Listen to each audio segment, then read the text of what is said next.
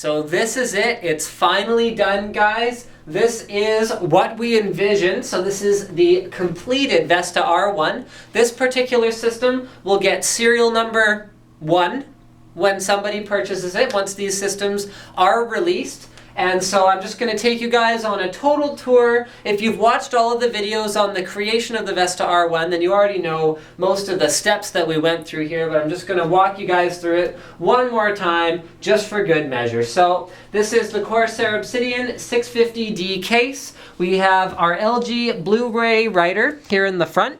Okay, so the front of the case, we've left all of the parts that use the nice metallic brushed finish, and then we've actually painted all of the parts that do not use a brushed finish. So this front fan grille is painted red, and it actually has it's a completely cleanable fan grille. Okay, so then you've got access to your front fan. So I'm going to go ahead and put that back on for now.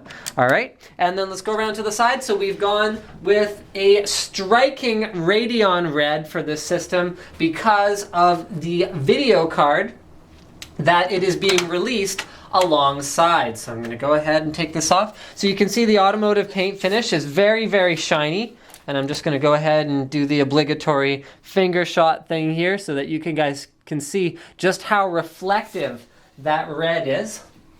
Okay, so I want to show you the overall specs. So this video card right here, this is why we released this system. There aren't a whole lot of these cards out there right now. They're very limited supply. So we are only building 5 of these systems with it, but this is the 6990. So you can see here, there's 2 backplates. So that means we've got 2 GPUs on this graphics card. Those are 2 6870s, or 6970s rather, by the time we ship the system, because all of these Vesta R1 systems, all 5 of them, are going to be pre-overclocked. The CPU is going to be at 4.4 gigahertz, and we are going to be flipping the BIOS switch and validating each of the 6990s at the full 880 megahertz clock speed, so you'll get the maximum performance. So we've also got a Gigabyte P67A UD7 that is a B3 board, so it is a corrected P67 board without the chipset bug, and we have 8 gigs of Corsair Dominator GT memory, which looks absolutely fantastic, if I do say so myself,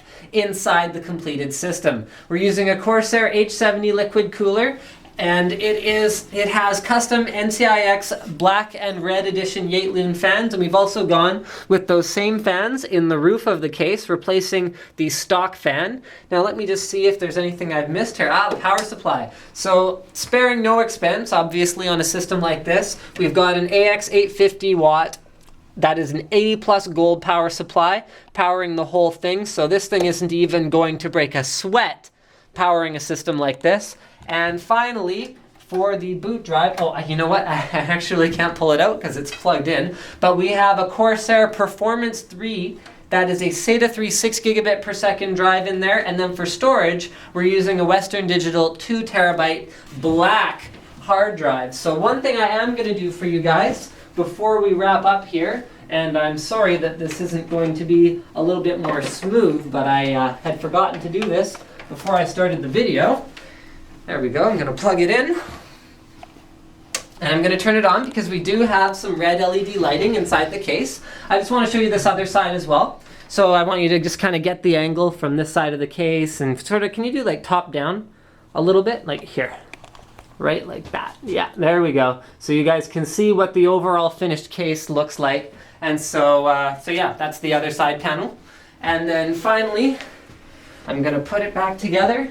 This has been a labor of love by Crazy Russian and myself to bring these systems to market. I'll be the first to tell you guys they're not 100% perfect, but they are handcrafted. So there's little imperfections in the paint. Honestly, the masking, the building was done by the 2 of us completely. And I think for the price, which I haven't really talked about much up till now, of $299.99, it's more than reasonable. It's actually a crazy good value considering the kind of hardware you're looking at and the custom nature of this particular little project. So I'm going to turn off all the lights in the room just so that you can actually, Crazy Russian, can you go turn off the overall, the ceiling light in this room? So you can see what it looks like when the internal light, yeah, there we go. Okay, how's that look in the camera here? Let me grab the camera from you and I'm just going to sort of get some close-up shots of the parts that I think are important. So here's what the top grill looks like.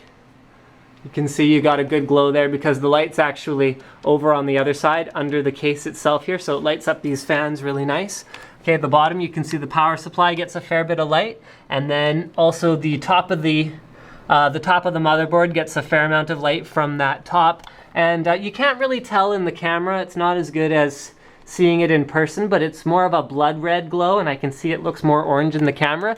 And you also get a fair amount of glow off of the side of the video card here too. So it looks just very, very, very cool on your desk in the dark. So thank you for checking out this special edition episode of Linus Tech Tips.